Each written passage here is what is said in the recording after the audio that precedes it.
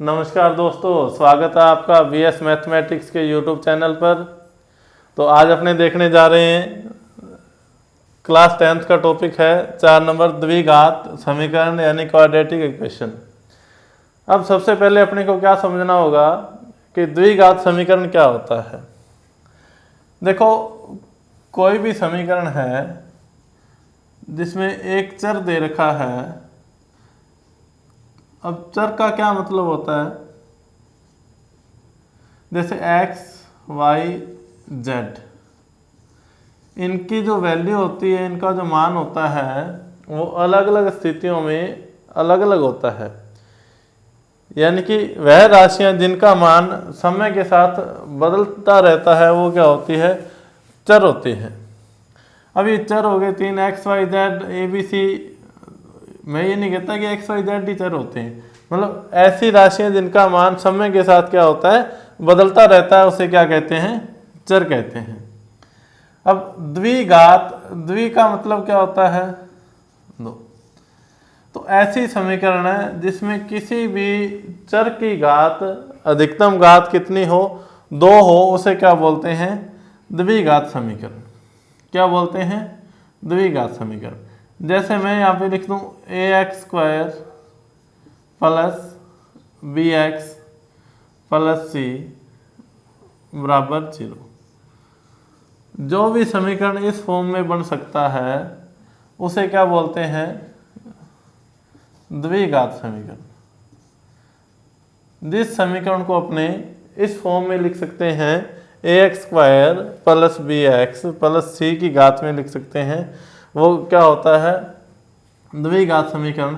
अब यहाँ पे x की अधिकतम घात क्या है, 2 है, यानी कि ये चर है, और यहाँ पे a अचर राशियाँ होंगी। जैसे मैं यहाँ पे लिख दूँ 2x² प्लस 3x प्लस 5 बराबर 0, ये मैंने लिख दिया। तो इसका मतलब क्या है, ये भी एक क्या है, द्विघात समीकरण है, क्योंकि इसमें x की अधिकतम घात क्या है, 2 है। लेकिन इसमें कंडीशन एक ही होती है कि समीकरण इस रूप में हो, ax² plus bx plus c के रूप में हो, लेकिन a is not equal to 0। जो a है वो 0 के बराबर नहीं होना चाहिए, यानी कि x² का जो गुणांक है, x² का जो गुणांक है वो 0 नहीं होना चाहिए।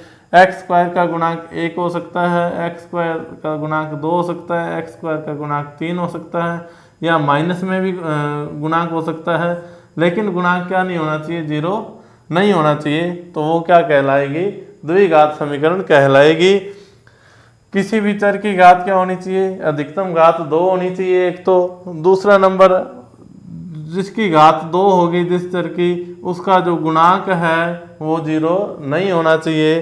तो वो समीकरण अपनी क्या कहलाएगी, भी द्विघात समीकरण कहलाएगी। क्या कहलाएगी, द्विघात समीकरण कहलाएगी। अब देखो, मैं यहाँ पे आपको एक समीकरण लिख के दे रहा हूँ। मैंने लिख दिया 5x² प्लस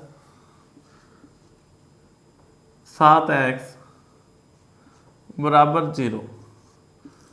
तो ये क्या है, ये भी एक द्विघात समीकरण है।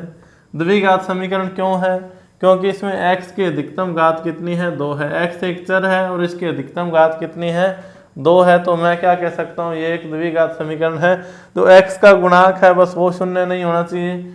अब देखो, आप ये मत सोचना कि इसमें ax² यानी कि ax² तो दे रखा है, प्लस bx भी दे रखा है, प्लस c नहीं दिया, तो c तो 0 भी हो सकता है, बराबर 0, ये भी तो हो सकता है, ये c की वैल्यू हो सकती है। यहाँ पे x भी 0 हो सकता है, ax² प्लस 5 बराबर 0, ये भी क्या है, एक द्विघात समीकरण है। द्विघात समीकरण क्यों है, अब आप कहोगे b की वैल्यू नहीं है, तो मैं ax² प्लस 0x प्लस 5 लिख सकता हूँ बराबर 0। तो ये भी क्या है, एक द्विघात समीकरण है। बस कंडीशन आपके सामने एक ही है कि जो x² के साथ जो गुणांक है वो आपका 0 नहीं होना चाहिए, यानी कि x² का गुणांक 0 नहीं होना चाहिए। किसी न किसी चर की घात उस समीकरण में 2 होनी चाहिए। तो इसका मतलब वो क्या हो जाएगी, द्विघात समीकरण हो जाएगी। अब अपने एक्सरसाइज 4.1 के कुछ सवाल देखते हैं, द्विघात समीकरण से संबंधित कि कैसे कैसे सवाल हैं। फर्स्ट सवाल है 4.1 एक्सरसाइज का कि x प्लस 1 का स्क्वायर बराबर 2x माइनस 3। अपने को क्या जांच करना है कि निम्न ये द्विघात समीकरण है या नहीं है। तो देखो एक बात याद रख लो, दो फॉर्मूला आपको बता रहा हूँ, वो जो फॉर्मूला है वो आप याद रखोगे और पूरी मैथ में वो काम आएंगे। एक तो a प्लस बी का होल स्क्वायर क्या होता है, एक a माइनस बी का होल स्क्वायर क्या होता है। हर चैप्टर में हर एक्सरसाइज में आपके ये दो फॉर्मूला काम आएंगे, तो इनको याद कर लेना, क्योंकि 8वीं क्लास से अपने करते आ रहे हैं तो कोई मुश्किल नहीं है। तो a प्लस बी का होल स्क्वायर क्या होता है, a square plus B square plus 2ab, या इसको मैं ऐसे भी लिख सकता हूँ a square plus 2ab plus B square. दोनों में से कोई सा याद रख लेना, एक ही बात है। और a माइनस बी का होल स्क्वायर क्या होता है, a square plus B square minus 2ab, या मैं इसे इस रूप में लिख सकता हूँ a square minus 2ab plus B square. तो ये दो फॉर्मूला आपको याद रखने ही रखने हैं, चाहे कुछ ही हो जाए, पूरी मैथ में आपके काम आएंगे। ठीक है, तो अभी अपने क्या देख रहे हैं कि यहाँ पे ये जो क्या है x प्लस 1, यानी कि a प्लस बी की होल स्क्वायर के रूप में पड़ा है। तो यहाँ पे मैं फॉर्मूला कौन सा लगा दूंगा, a प्लस बी की होल स्क्वायर। इनको खोलूंगा मैं ब्रैकेट को, तो a का स्क्वायर यानी कि x का स्क्वायर प्लस 2ab, 2 को x से गुणा किया तो 2x, और उसको 1 से किया तो 2x का 2x आ गया, प्लस बी स्क्वायर करूँगा तो मतलब 1 का 1 आ गया, बराबर 2 को x से किया तो 2x, माइनस 2 को 3 से किया तो 6 आ गया। अब सारी संख्याओं को मैं एक साइड लेके आऊँगा, इनका पक्षांतर करूँगा। एक साइड क्यों लाऊँगा, क्योंकि अपने को क्या करना है, इनको ax square plus bx plus c बराबर 0 के रूप में व्यक्त करने पर इनको क्या करना है, ax square plus bx plus c बराबर 0 के रूप में व्यक्त करना है। तो अभी देखो x स्क्वायर का x स्क्वायर में लिख सकता हूँ, प्लस 2x का 2x आ गया। अब ये 2x इधर आके किसका हो जाएगा, माइनस का 2x हो जाएगा, और ये माइनस के 6 इधर आके प्लस के हो जाएंगे। प्लस का 1 तो ये है, और प्लस के 6 बराबर क्या है, 0। तो मैं इसे क्या लिख सकता हूँ, x स्क्वायर प्लस 2x में से 2x जाएंगे तो क्या बच जाएगा, 0x, और 6 और 1 कितने बच जाएंगे, 7 बच जाएंगे। यानी कि x स्क्वायर प्लस 7 बराबर 0, ये अपने पास क्या आ गया, समीकरण आ गया। तो इसका मतलब क्या हुआ, यह एक द्विघात समीकरण है, क्योंकि ax square plus bx plus c बराबर 0 के रूप में व्यक्त करने पर अपने क्या पाया कि जो a की वैल्यू है वो कितनी है, 1 है, b की वैल्यू कितनी है, 0, क्योंकि x के साथ कुछ भी नहीं है, और c की वैल्यू कितनी है, 7। अतः यह एक क्या है, द्विघात समीकरण है। मैंने क्या बोला था आपको कि जो x स्क्वायर का गुणांक होगा, जो ax स्क्वायर जैसे है, इस रूप में व्यक्त करेंगे तो a is not equal to 0 आना चाहिए। बाकी b 0 हो सकता है, c 0 हो सकता है, इससे कोई फर्क नहीं पड़ने वाला, समीकरण द्विघाती रहेगी जब तक कि a 0 नहीं हो। तो a अपना क्या आ गया, 1 आ गया। अतः यह समीकरण क्या है, द्विघात समीकरण है। इसी तरह अपने दूसरा सवाल देख लेते हैं। देखो क्या है, क्या दे रखा है, एक्स स्क्वायर माइनस 2x। तो मैं ऐसे कैसा समीकरण को लिख दूंगा, एक्स स्क्वायर माइनस 2x बराबर में ये माइनस 2 को 3 से गुणा किया तो माइनस का 6, और माइनस 2 को माइनस x से किया तो माइनस और माइनस प्लस हो जाएंगे, और प्लस का क्या आ जाएगा, 2x आ जाएगा। अब देखो एक्स स्क्वायर तो एक्स स्क्वायर पड़ा ही है, माइनस 2x का माइनस 2x है, ये 2x इधर आएगा तो ये भी किसका हो जाएगा, माइनस का हो जाएगा, ये 6 इधर आके प्लस का हो जाएगा, बराबर में 0। यानी कि ax square plus bx plus c के रूप में क्या करना है अपने को, c बराबर 0 के रूप में व्यक्त करना है। ऐसे व्यक्त किया तो क्या होगा, एक्स स्क्वायर माइनस 2x और माइनस 2x कितने हो जाएंगे, माइनस के 4x हो जाएंगे, प्लस 6 का 6 बराबर 0। यह समीकरण क्या है, द्विघात समीकरण है, क्योंकि यहाँ पे a की वैल्यू कितनी है, 1 है, b की वैल्यू माइनस के 4 और c की वैल्यू क्या है, 6 है, तो अपने ये समीकरण a x square plus b x plus c के रूप में व्यक्त हो रही है। अतः यह एक क्या है, द्विघात समीकरण है। तो अभी आपको पता चल गया होगा द्विघात समीकरण कौन सी होती है, a x square plus b x plus c के रूप में उसे व्यक्त कर सकें और a is not equal to 0, यानी कि एक्स स्क्वायर का जो गुणांक है इसके साथ 0 नहीं आना चाहिए, तो वह समीकरण क्या होगी, द्विघात समीकरण होगी। तो नेक्स्ट सवाल देखते हैं अपने। तो नेक्स्ट सवाल है, देखो पहले सवाल के अपने 8 पार्ट्स हैं, उसमें 8 पॉइंट दे रखे हैं आपको, उसमें से 2 अपने कर चुके। तीसरा क्या है, x माइनस 2x प्लस 1 बराबर x माइनस 1 x प्लस 3, ये देख लेते हैं। अब देखो x माइनस 2x प्लस 1 है, तो अपने क्या करेंगे, इन दोनों को गुणा करेंगे। जब भी ऐसी कंडीशन आई तो पहले x को इन दोनों से गुणा कर लो और बाद में इस 2 को इन दोनों से गुणा कर लो। तो मैं गुणा कर लेता हूँ, x को x से गुणा किया तो x स्क्वायर, और x को फिर प्लस 1 से किया तो प्लस x आ गया, फिर माइनस 2 को x से किया तो माइनस के 2x आ गए, और माइनस 2 को प्लस 1 से किया तो माइनस के 2 आ गए। बराबर में क्या है, फिर वही कंडीशन है, x को x से किया तो x स्क्वायर आ गया, और x को 3 से किया तो प्लस 3x आ गए, फिर माइनस 1 को x से किया तो माइनस का x, और माइनस 1 को 3 से किया तो माइनस के 3। अब इनका पक्षांतर कर देंगे, सारे के सारे जो जितने भी अपने संख्याएं हैं उनको इधर ले आएंगे। तो x square minus x square plus x minus 2x minus 3x, ये x इधर आएगा तो प्लस का x हो जाएगा, और माइनस के 2 बचे, और ये 3 इधर आके प्लस के हो जाएंगे, बराबर में क्या बना 0। तो देखो x स्क्वायर में से x स्क्वायर जाएगा तो क्या बच जाएगा, 0 बच जाएगा। ठीक है, तो अपने क्या लिखेंगे, x minus 2x minus 3x plus x और x 2x में से 2x गए तो 0, और बचा क्या, माइनस का 3x। ये देखो 2x, एक x प्लस का ये, एक प्लस का ये, 2x ये काट दूंगा माइनस के, माइनस का क्या बचा 3x, और माइनस 2 प्लस 3 है तो क्या प्लस का क्या बच गया 1, यानी कि 3 में से 2 जाएंगे तो 1 बच जाएगा, बराबर में क्या है 0 है।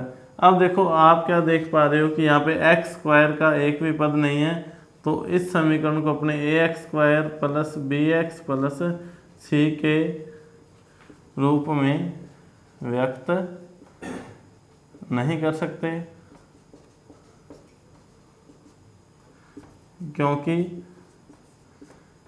a बराबर क्या है 0 है, अतः यह क्या है द्विघात समीकरण नहीं है, द्विघात समीकरण नहीं है। पता चल गया कि अब अपने पास क्या आ गया, ये जो a की वैल्यू थी, a की वैल्यू क्या आ गई 0। तो द्विघात समीकरण की कंडीशन ये थी कि a is not equal to 0 होना चाहिए, a 0 के बराबर नहीं होना चाहिए। इसमें अपने पास क्या आ गया, a 0 के बराबर आ गया, तो इसका मतलब ये क्या है, द्विघात समीकरण नहीं है। तो इस तरह से अपने नेक्स्ट सवाल भी कर लेंगे। इसमें भी क्या है, x माइनस 3, इसको गुणा करेंगे, इसको गुणा करेंगे, और x को इससे और इससे गुणा कर देंगे, तो ये आसानी से हल हो जाएगा, कोई दिक्कत नहीं है। ये भी हो जाएगा आपसे, और ये भी हो जाएगा, इसमें भी x का स्क्वायर बन रहा है, x की घात 2 बन रही है। और अब ये 2 सवाल लास्ट वाले आपको और बता देते हैं, क्योंकि इसमें क्यूब के सवाल आ गया ना। तो अब देखो सबसे पहले आप ये जान लो कि a प्लस बी की होल क्यूब का सूत्र क्या होता है, और a माइनस बी की होल क्यूब का सूत्र क्या होता है। अभी अपने स्क्वायर का सूत्र पढ़ा, ये क्यूब के 2 सूत्र आपको याद रखने हैं।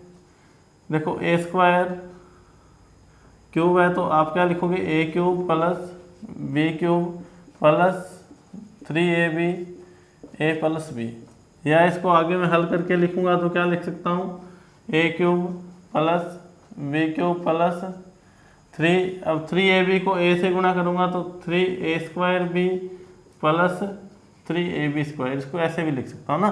तो इसकी 2 अपने क्या बन गई, 2 कंडीशंस बन गई। आप इस सूत्र को ऐसे भी लिख सकते हो और ऐसे भी लिख सकते हो, कोई दिक्कत नहीं है ना। तो a माइनस बी के होल क्यूब करेंगे तो अब देखो प्लस वाले में सारे जो निशान प्लस के आएंगे, और माइनस वाला सूत्र उसमें सारे निशान ही माइनस के आएंगे। तो a cube minus B cube minus 3ab a minus B, या इसको मैं क्या लिख सकता हूँ, a cube minus B cube minus 3ab को a से गुणा किया तो माइनस 3a स्क्वायर बी, अब माइनस 3ab को माइनस बी से किया तो प्लस 3ab²। तो ये सूत्र बन जाएगा। ये आप दो ध्यान से याद रख लेना, ये दोनों के सूत्र क्या होते हैं। अब अपने करते हैं नेक्स्ट सवाल, है ना। नेक्स्ट है x + 2 की होल क्यूब। तो मैंने अभी आपको क्या बताया कि होल क्यूब का फॉर्मूला क्या होता है, a की क्यूब यानी कि x की क्यूब प्लस b की क्यूब यानी कि 2 की क्यूब, कितना हो गया 8। क्यूब का मतलब 3 बार गुणा करना है, 2 × 2 × 2, तो कितना आएगा 8 आएगा। तो 2 की क्यूब कितना हुआ 8 हो गया, a cube plus b cube plus 3ab करना है। तो 3 2 6 और 6 को x से गुणा किया तो 6x, 3ab। उसके बाद a + b यानी कि x + 2 का x + 2 लिख दिया मैंने ना, बराबर 2x को x² से गुणा किया तो 2x की क्यूब आ गया, माइनस 2x को x से किया तो माइनस के 2x आ गया ना। अब देखो x³ है प्लस 8 प्लस 6x को x से करेंगे तो 6x² आ गया, प्लस 6 को 2 से करेंगे तो 12x आ गया, बराबर 2x³ माइनस 2x है। अब देखो 2x की क्यूब इधर आएगी तो माइनस की हो जाएगी, यानी कि x³ माइनस 2x³ प्लस अपने क्या लिख सकते हैं, स्क्वायर वाले व्यंजन लिख लेते हैं, 6x² प्लस 12x, ये माइनस के 2x इधर आके प्लस के 2x हो जाएंगे, प्लस 6 ये प्लस के 2x हो जाएंगे, प्लस 8 बराबर 0। तो अभी अपने क्या पता चल रहा है कि x³ में से 2x³ घटाएंगे तो माइनस का क्या बच गया, x³ बच गया, प्लस 6x² प्लस 12x और 2x जोड़े तो कितने हो गए 14x, प्लस 8 बराबर 0 है। अब देखो इसमें क्या अपने को पता चल रहा है, ये तो ax² plus bx plus c है, लेकिन इसके साथ क्या पड़ा है x की क्यूब पड़ा है। तो इस समीकरण को अपने ax² plus bx plus c के रूप में व्यक्त नहीं कर सकते हैं, व्यक्त नहीं कर सकते, अतः यह द्विघात समीकरण नहीं होगा ना। तो ये आप देख लेना और इस सवाल को आप अपने आप एक बार करने की कोशिश करना, ये हो जाएगा है ना कि x³ माइनस 4x² बराबर ये तो दे ही रखा है, एक बार थोड़ा सा देख ही लेते हैं इसको। x³ है माइनस 4x² है और माइनस x प्लस 1 बराबर क्या है, इसमें सूत्र लगा देंगे a³ minus b³ minus 3ab 3 2 6x 3ab और a प्लस b यानी कि a माइनस बी यानी कि x माइनस 2 आ गया ना। ये x³ है, ये x³ इधर आएगा तो x³ से x³ कट जाएगा। अब माइनस के 4x² माइनस के x प्लस 1 बराबर 8, 3x को x से गुणा करेंगे, माइनस के 8 लिख दी, 3x को x से किया तो माइनस 3x² और माइनस 3x को 2 से किया तो प्लस के 6x आ गया। अब ये सारी संख्याओं को मैं इधर लेके आऊँगा तो 4x², ये 3x² प्लस के 3x² हो जाएंगे और ये माइनस का x है 6x माइनस के 6x हो जाएंगे, प्लस 1 और ये 8 प्लस का हो जाएगा तो प्लस 8 बराबर 0 आ गया। अब क्या हुआ 3x² में से 4x² घटाएंगे तो माइनस का x² हो गया और माइनस 6x तो माइनस x कितने हो गए, माइनस के 7x हो गए, प्लस 8 और 1 कितने हो गए 9 बराबर 0। इसका मतलब क्या है, ये ax² plus bx plus c के रूप में पड़ा है। a की वैल्यू कितनी है -1 है, b की वैल्यू -7 और c की वैल्यू 9 है, अतः यह क्या है द्विघात समीकरण है। तो इस तरह से अपने क्या कर लेंगे, इसको हल कर लेंगे। एक्सरसाइज 4.1 के अपने फर्स्ट सवाल के ये 8 पार्ट देख लिए। कल अपने क्या करेंगे, इसका सेकंड जो सवाल है वो देखेंगे। देखो इस तरह से अपने क्या अभी अपने सातवां जो एक्सरसाइज था वो कंप्लीट कर लिया, अभी चौथा एक्सरसाइज 1-2 दिन में कंप्लीट कर लेंगे। और आप इस चैनल को ज़्यादा से ज़्यादा शेयर करो ताकि हर 10th के स्टूडेंट को इसका फ़ायदा मिल सके और कंपटीशन क्लासेस के जो बच्चे हैं उनको भी इन चीज़ों का फ़ायदा मिल सके, क्योंकि कंपटीशन में यही चीज़ें आती है लेकिन थोड़ा उनका शॉर्ट मेथड में करना होता है, बस इतना ही फ़र्क है। अगर कंपटीशन वाले इन क्लासों को देख के बेसिक सीखते हैं तो बहुत ही बढ़िया, बेसिक सीख जाएंगे इनसे और प्लस अपने कंपटीशन की अलग से क्लासें चल ही रही है। तो आप चैनल को ज़्यादा से ज़्यादा शेयर करो। Thank you.